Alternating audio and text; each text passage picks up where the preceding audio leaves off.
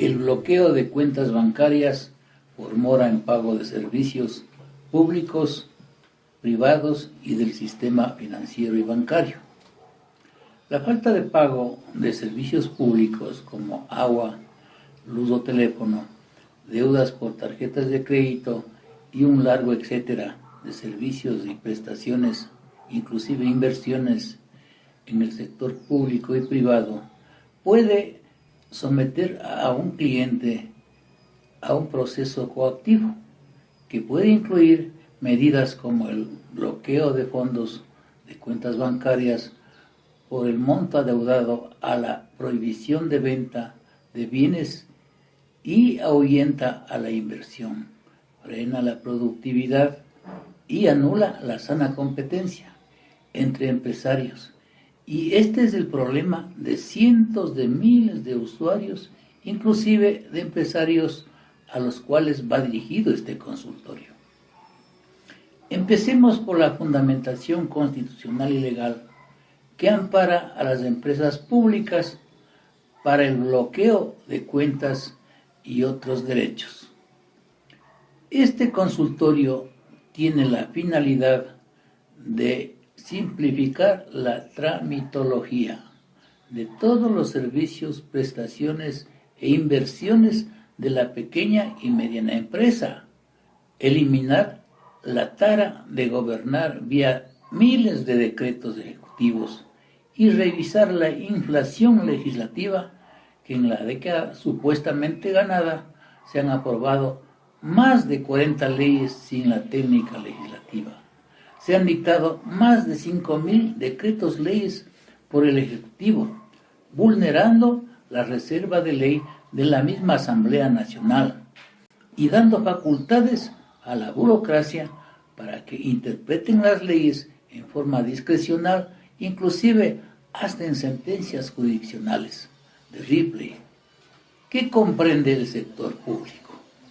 El artículo 225 de la Constitución de la República señala que el sector público comprende, entre otros sectores, los siguientes.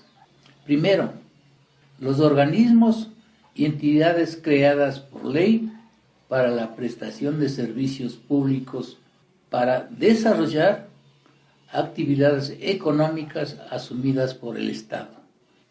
Y segundo, las personas jurídicas creadas por acto normativo de los gobiernos autónomos descentralizados para la prestación de servicios públicos. Con base a esta norma constitucional se dictó la Ley Orgánica de Empresas Públicas, dictada por ley sin número, publicada en el Registro Oficial del Suplemento número 48 de 16 de octubre del 2009, que prescribe: disposición cuarta, jurisdicción coactiva. Las empresas públicas, para la recaudación de los valores adeudados por sus clientes, usuarios o consumidores, gozan de jurisdicción coactiva, que se la ejercerá de conformidad con la reglamentación interna de la empresa pública y demás normativa conexa. Y dispone expresamente que todas las empresas públicas suspenderán los pagos a quienes la Contraloría General del Estado haya establecido glosas de responsabilidad civil culposa que se hayan confirmado en sede administrativa, por cualquier causa y respecto de cualquier empresa pública o entidad del Estado, sin perjuicio de posterior ejercicio de la jurisdicción coactiva señalada en esta ley.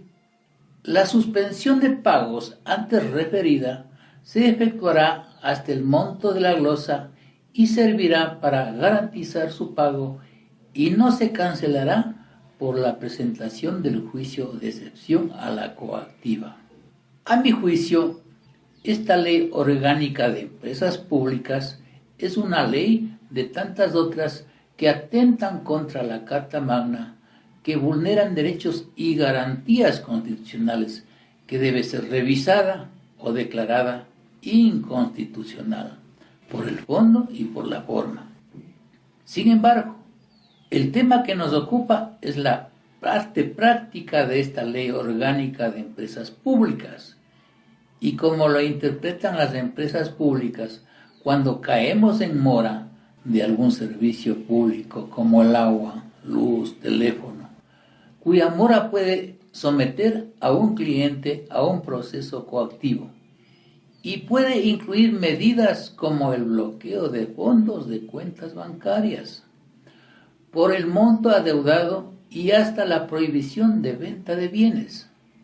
La EVAP, por ejemplo, realiza las notificaciones a los deudores mediante una boleta o casillero judicial y antes del inicio de una coactiva gestiona el cobro por medio de las llamadas telefónicas, por medio de mensajes de texto, etc.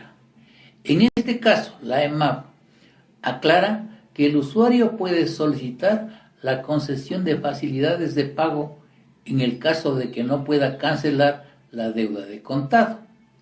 Y los usuarios deberán pagar en el plazo de 8 días una parte de contado y la diferencia en un plazo de hasta 24 meses, según lo establecido en el artículo 153 del Código Tributario, que en la práctica no se cumple.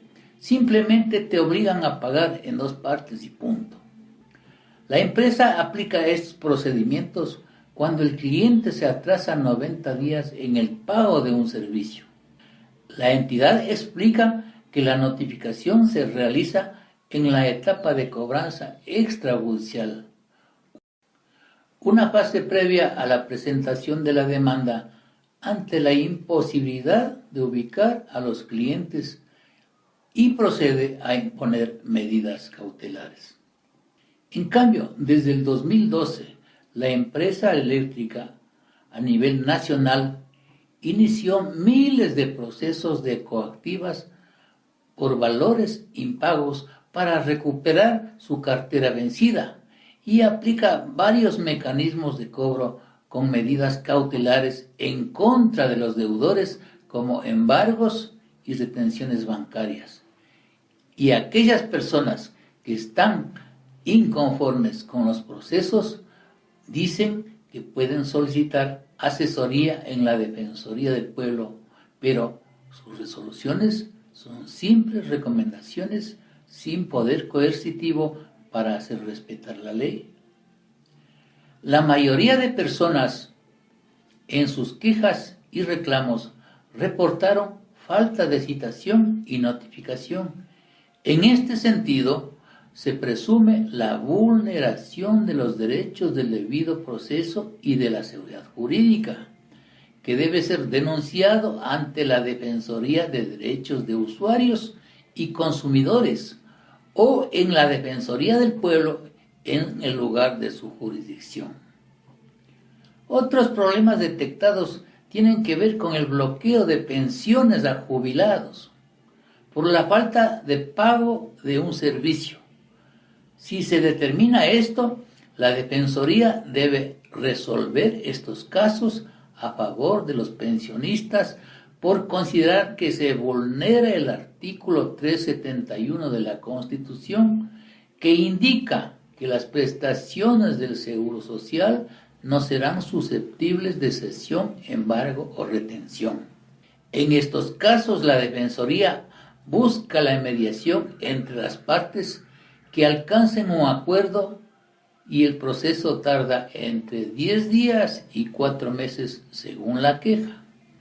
Por otro lado, en nuestro ejercicio profesional del derecho en defensa de los usuarios, hemos detectado innumerables deficiencias en los acuerdos, en las resoluciones o reglamentos relacionados con los procesos coactivos, en especial por no estar de acuerdo con los derechos del ciudadano, lo que nos permite pedir al legislativo la revisión de los alcances de la Ley Orgánica de Empresas Públicas y la adecuación orgánica de las normas internas de cada empresa pública, que interpreta a su discrecionalidad vulnerando disposiciones de mayor categoría jurídica por su escaso conocimiento en el ordenamiento o escala jurídica del derecho.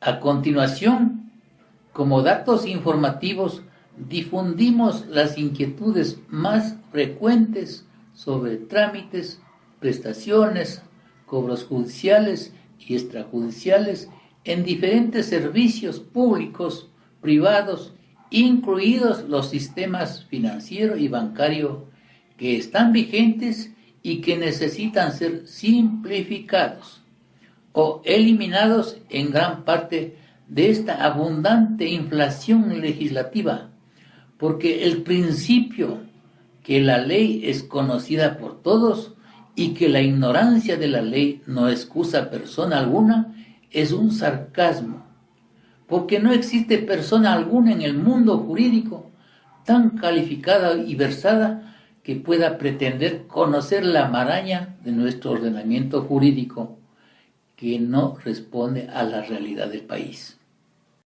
¿Se puede pagar una deuda patronal con tarjetas de crédito? No, porque el seguro no cuenta con ese servicio. ¿Por qué no se puede visualizar las resoluciones de responsabilidad patronal? No está habilitado el aplicativo informático para que los empleadores puedan visualizar dicha información y que cada vez que les aparezca una glosa por dicho concepto, se deberán acercar a los módulos para proporcionarle la información. ¿Por qué se reflejan después de tanto tiempo de atraso las responsabilidades patronales? Porque las unidades de negocio están realizando revisión de las prestaciones otorgadas a los afiliados desde esa fecha y que a medida que verifiquen los expedientes constatan que el patrono ha incurrido en algún artículo de la Resolución 517, proceden a ingresar la responsabilidad patronal. ¿Cómo conocer la forma de cálculo de los valores atribuidos por responsabilidad patronal? Según la Resolución 517, el cálculo se aplica en relación a la prestación otorgada al afiliado y a lo que el IES le ha costado dicho beneficio. ¿Por qué si cobran interés por mora también aplican responsabilidad patronal? Que el interés que se cobra es por el atraso en la planilla cuya tasa de interés es del 13.33% anual y la responsabilidad patronal es la sanción por el pago extemporáneo de las planillas de aportes cuando se ha efectivizado una prestación o servicio, es decir, el costo por la prestación otorgada. ¿Por qué los afiliados voluntarios no pueden hacer acuerdos? No pueden hacer convenios debido a que no tienen la opción para generar comprobantes de pago por acuerdos administrativos y los funcionarios tampoco tienen la opción para generar dichos comprobantes.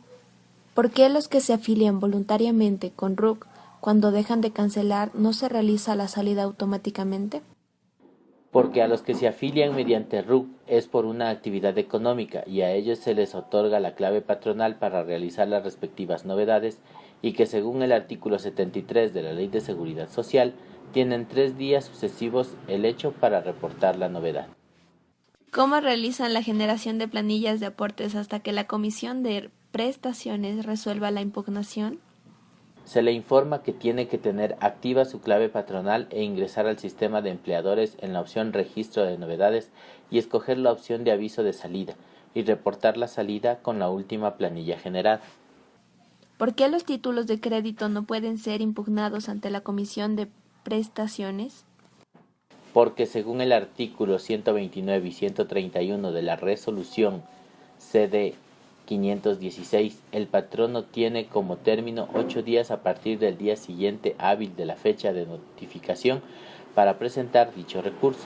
Pasado dicho término, se genera el título de crédito respectivo y la Comisión de Prestaciones no tiene competencia para pronunciarse por títulos de crédito, ya que sería competencia del juzgado de coactiva o la unidad de lo contencioso administrativo.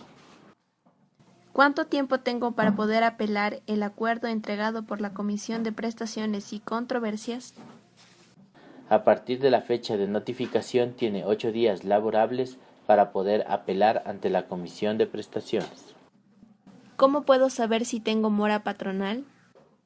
Inicialmente debe contar con un usuario y clave de empleador de acceso a la página web www.ies.gov.es. En la opción Empleador, Registro de nuevo empleador, debe completar la solicitud con sus datos personales, con su cédula de ciudadanía, y la solicitud debe acercarse a cualquier agencia del IES, a los módulos de atención universal, para obtener su clave de empleador. Con su clave de empleador en la página web, opción Empleador, mora patronal, y puede obtener información específica. ¿Cómo puedo hacer un convenio de pago de obligaciones pendientes? Acercarse a los centros de atención universal del IES más cercano con los siguientes requisitos según corresponda.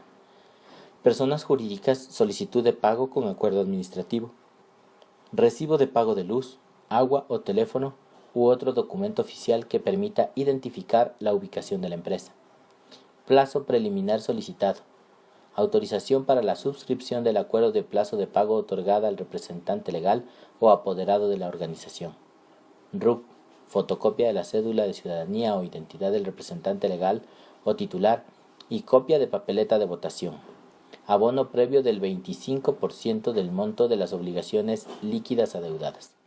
Personas naturales, solicitud de pago con acuerdo administrativo, recibo de pago de luz, agua o teléfono u otro documento oficial que permita identificar la ubicación de la empresa, RUC, fotocopia de la cédula de ciudadanía o identidad del representante legal o titular y copia de papeleta de votación, plazo preliminar solicitado, abono previo del 25% del monto de las obligaciones líquidas adeudadas.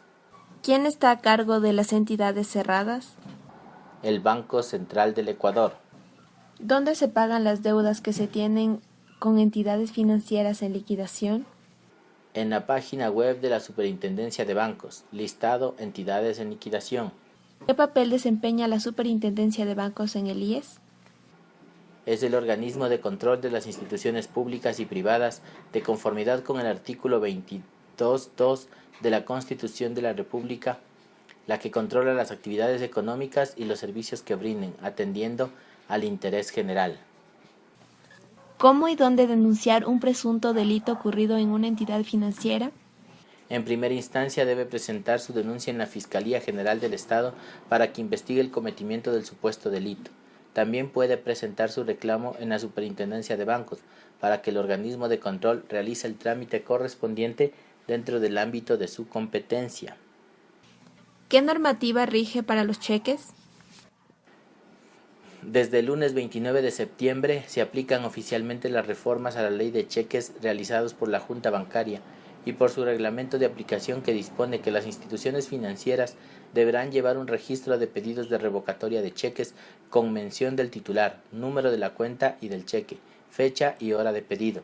El pedido de 3 solicitudes de revocatorias de cheque en un mismo mes o 6 dentro de un año, contados desde la primera petición, permitirá que el banco pueda cancelar la cuenta corriente por mal manejo. Asimismo, quedará inhabilitada para abrir cuentas corrientes o girar cheques en el sistema financiero aquella persona que tenga una cuenta rehabilitada por segunda o más ocasiones y que incurra en el protesto de al menos 2 cheques en un año contado a partir de la fecha del primer protesto. ¿Cuáles son los motivos para la devolución de un cheque?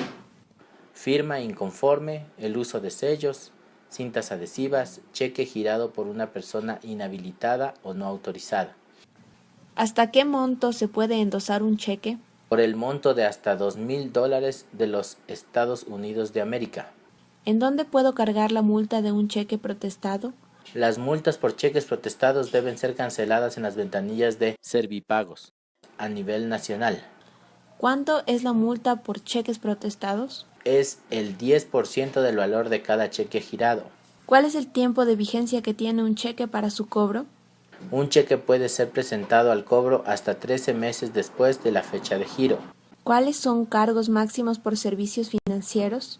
Estos valores son expuestos por la Junta de Regulación Monetaria y Financiera.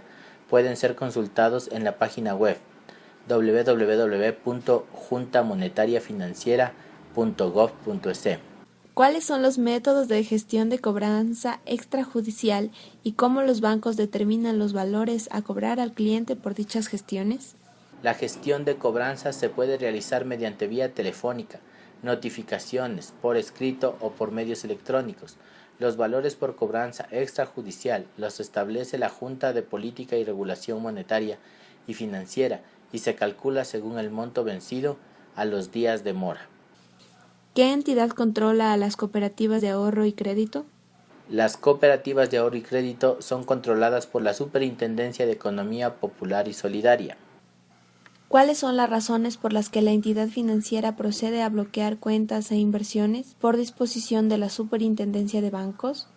La Superintendencia de Bancos notifica a las entidades del sistema financiero el bloqueo de cuentas e inversiones que constan dentro de una providencia emitida por un juez. Los motivos se derivan de un proceso judicial o de coactivas. ¿Es legal el bloqueo de mi cuenta por falta de pago de un préstamo? No es legal el bloqueo de cuentas por falta de pago en las cuotas de créditos. ¿Cómo verifico los cheques protestados y la inhabilidad de cuentas corrientes?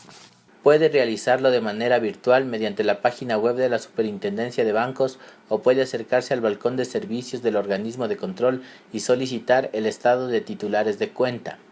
El banco realizó un débito en mi cuenta corriente y no fui notificado por el banco. ¿Qué debo hacer? Debe presentar un reclamo por escrito a la entidad financiera solicitando los motivos del débito realizado. En caso de no ser atendido su requerimiento dentro de 15 días, pueden presentar su reclamo ante el defensor del cliente de la entidad financiera o en la Superintendencia de Bancos. ¿Dónde puedo obtener la resolución para el manejo de cuentas corrientes? Las cuentas corrientes se rigen por el contrato suscrito entre el cliente y la entidad financiera. Sin embargo, se puede aplicar lo que señalan las normas generales del cheque que las pueden encontrar en la web www.superbancos.gov.es. ¿Quién ordena el desbloqueo de cuentas y o inversiones? La orden de desbloqueo de cuentas las emite la misma autoridad que dispuso el bloqueo, lo cual es comunicado a la Superintendencia de Bancos para que notifique al sistema financiero. ¿Qué porcentaje me cobran por la salida de divisas? El impuesto determinado por el Servicio de Rentas Internas es del 5% sobre valores superiores a $5,000, consumidos con tarjetas de crédito o débito de manera presencial o por consumos superiores a $100 mediante Internet. Para mayor información, visite www.sri.gov.es. ¿Cómo y dónde verificar si una entidad financiera que ofrece préstamos se encuentra bajo control de la Superintendencia de Bancos? En la página web de la Superintendencia de Bancos, usted puede encontrar las entidades financieras que se encuentran reguladas por el organismo de control, así como puede encontrar un listado de entidades no autorizadas a operar en el país. ¿Por qué se produce una retención judicial y cómo pedir la devolución de los valores retenidos? La Superintendencia de Bancos notifica a las entidades del sistema financiero el bloqueo de cuentas e inversiones que constan dentro de una providencia emitida por un juez. Los motivos se derivan de un proceso judicial o de coactivas, y quien debe solicitar la devolución de valores es la misma autoridad que solicitó el bloqueo. ¿Cuál es el proceso para el levantamiento de medidas? El juez de coactivas que ordenó el bloqueo de cuentas y o inversiones debe notificar a la Superintendencia de Bancos el levantamiento del bloqueo. El organismo de control a su vez debe comunicar al sistema financiero dicha disposición. ¿Cómo mejorar el puntaje del buró de crédito? El puntaje en el Buró de Información Crediticia depende de las operaciones de crédito y los pagos que el usuario realice a las mismas. Es decir, mientras más operaciones de crédito mantenga y realice los pagos de manera puntual, su puntaje será mejor. ¿Cómo actualizar y limpiar el buró de crédito de deudas que ya no se encuentran pendientes? Según la ley, los registros crediticios de los clientes del sistema financiero deben permanecer como historial durante el periodo de 3 años. Los únicos casos en los que se puede eliminar o actualizar la información que consta en el Buró de Información Crediticia es cuando la entidad financiera ha cometido un error en su reporte. ¿Una casa comercial tiene autorización para enviar información al buró de crédito sin disponer de un contrato con el cliente? Debe existir una autorización expresa por parte del cliente para que su historial crediticio sea reportado en el Buró de Crédito de Información Crediticia. ¿Cuál es la diferencia entre buró de crédito y central de riesgos? En el Buró de Información Crediticia se registran las obligaciones existentes tanto en el sistema financiero como en establecimientos comerciales durante 3 años. La central de riesgos es manejada por la Dirección Nacional de Registro de Datos Públicos y en la misma se registran las obligaciones crediticias únicamente con entidades financieras de los últimos 6 años. Dirección: Juan Bernardo León, 278B y Nicolás Arteta, Quito. Email: drpozo@yahoo.com. Teléfonos: 2417 608 062 90 66 84 Atuntaqui. Celular 099 29 32 798.